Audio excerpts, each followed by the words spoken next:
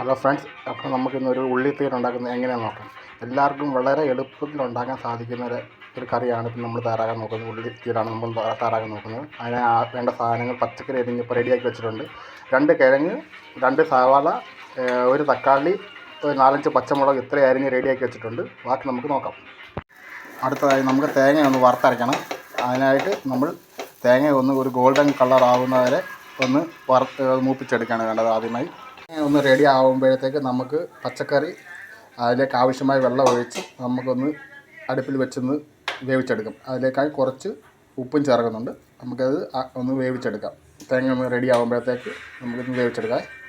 കുറച്ച് മഞ്ഞൾപ്പൊടി ഇട്ട് നമുക്ക് ഒന്ന് വേവിച്ചെടുക്കാം.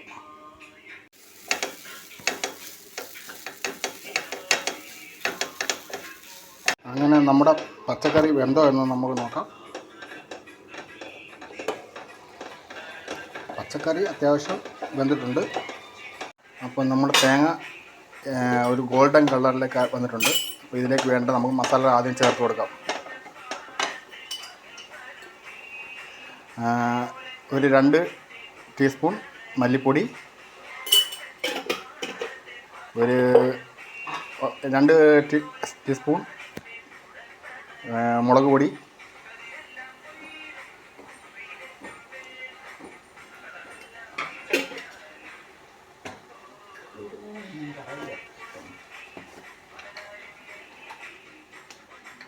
കുറച്ച് ഉലുവാപ്പൊടി കൂടെ ചേർത്ത് കൊടുക്കാം.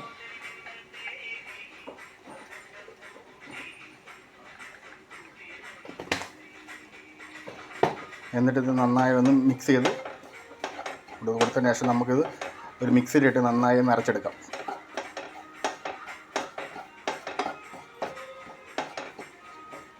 നന്നായി ഇളക്കി യോജിപ്പിക്കണം.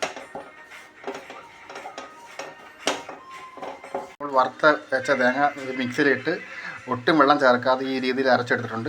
ഇത് നമ്മൾ വേവിച്ച് വെച്ച പച്ചക്കറിയിലേക്ക് ചേർത്ത് കൊടുക്കാം.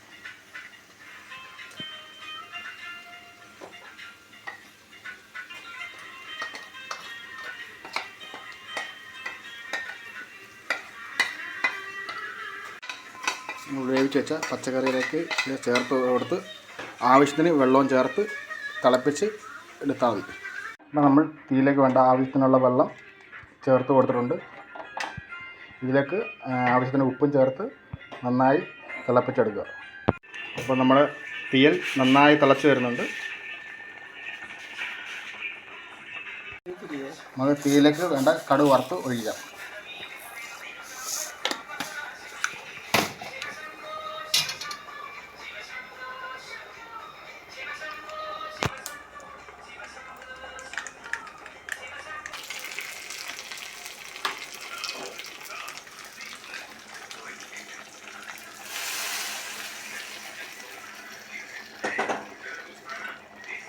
അങ്ങനെ നമ്മുടെ സ്വാദിഷ്ടമായ തീയൽ റെഡിയായിരിക്കുകയാണ്.